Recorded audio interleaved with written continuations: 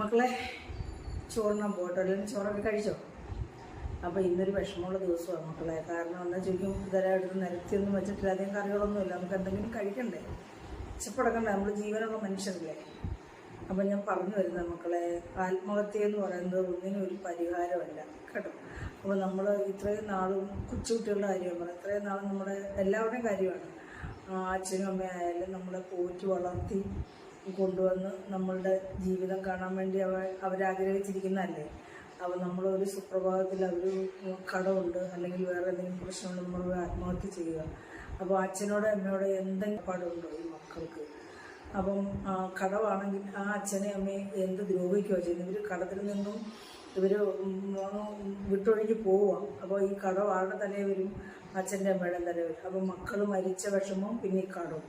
അപ്പോൾ നമുക്ക് ജീവിച്ചിരിക്കുമ്പോൾ നമുക്ക് എന്തെല്ലാം മാർഗങ്ങളുണ്ട് ജീവിക്കാനുള്ള, അല്ലേ? കടം വീട്ടാൻ നമ്മുടെ ബന്ധുക്കളോട് പറയാം, അല്ലെങ്കിൽ സുഹൃത്തുക്കളോട് പറയാം. പക്ഷേ ഇങ്ങനെയൊന്നും പറഞ്ഞിട്ടും കാര്യമൊന്നുമില്ല. കാരണം ഉള്ളവരാരും ഇല്ലാത്തവർക്ക് കൊടുക്കുന്ന ഒരു ചരിത്രകാരും കൊടുക്കത്തില്ല, ഉള്ളവരാരും കൊടുക്കത്തില്ല. അപ്പോൾ അങ്ങനെയൊക്കെ മരിച്ചു കഴിയുമ്പോൾ എല്ലാവരും പറയും, ഇത് ഞങ്ങളോട് എന്താ പറയാൻ, ഞങ്ങളത് അതൊക്കെ ശരിയാണ്. പക്ഷെ എങ്കിൽ പോലും നമ്മൾ മക്കളെ, നമ്മുടെ അച്ഛനെ അമ്മയെ ഒരു പ്രാവശ്യമെങ്കിലും ഓർക്കണം. നമ്മൾ അവരോട് ചെയ്യുന്ന ഏറ്റവും വലിയ ദ്രോഹമാണത്. കടങ്ങളൊക്കെ ഉണ്ടാകുമെന്നും പറഞ്ഞ് മരിച്ചു കഴിഞ്ഞാൽ പിന്നെ അവർക്ക് എന്ത് സ്വസ്ഥതയുള്ളൂ മക്കളെ.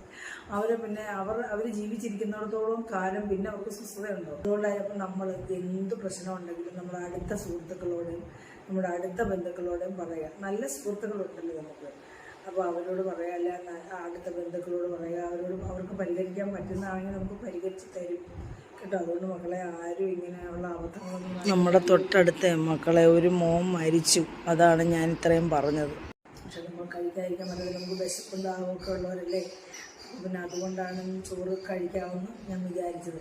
അപ്പോൾ മക്കളെ, ഞാൻ ഇന്ന് അതാണ്ട് സാമ്പാർ, ഇത് ഇന്നലത്തെ സാമ്പാറാണ് കേട്ടോ, ഇന്നത്തെ അല്ല. പിന്നെ ഇത് കരിഞ്ചാളയെന്നും പറഞ്ഞൊരു മീനുണ്ട്, ചാള. ഇതിനാണ് ഞങ്ങൾ കരിഞ്ചാള എന്ന് പറയുന്നത്. ഇത് ഞാൻ പീരയല്ല പറ്റിച്ചതാണ് കേട്ടോ. തേങ്ങ ചതച്ച്, തേങ്ങ അരച്ച് നമ്മളൊക്കെ പറ്റിക്കുമല്ലോ, അതേപോലെ പറ്റിച്ചതാണ്. നല്ല ടേസ്റ്റാണ്. അത് ചെറിയ കരിഞ്ചാള മത്തിയായിരുന്നു. പിന്നെ നമ്മൾ സാധാരണ നമ്മുടെ ബീൻസ് തോരൻ. അപ്പോൾ ഇതൊക്കെ സാമ്പാർ നമ്മൾ കഴിക്കും. പിന്നെ താണ്ട ഞാൻ ഇതിൻ്റെ കൂടെ കിടന്ന നെത്തോലി, അതായത് ചൂടമീൻ. അപ്പോൾ ഇതങ്ങ് ഫ്രൈ ആക്കി കുക്കുംബർ, ക്യാരറ്റ്, സവാളയൊക്കെ എടുത്തിട്ടുണ്ട് കേട്ടോ. അപ്പോൾ നമുക്ക് വല്ലപ്പോഴും ഒക്കെ വറുത്ത് കഴിക്കുന്നുണ്ട്, കുഴപ്പമില്ല. അപ്പോൾ ഇതും കുറച്ച് വറുത്ത് ബാക്കി നമ്മുടെ കിട്ടുമെന്നും കൊടുത്തു കേട്ടോ. അപ്പം ശരി മക്കളെ, ഞാൻ സംസാരിച്ച് ബോറടിപ്പിച്ചെന്നറിയില്ല. അപ്പം കഴിക്കട്ടെ ഞാൻ.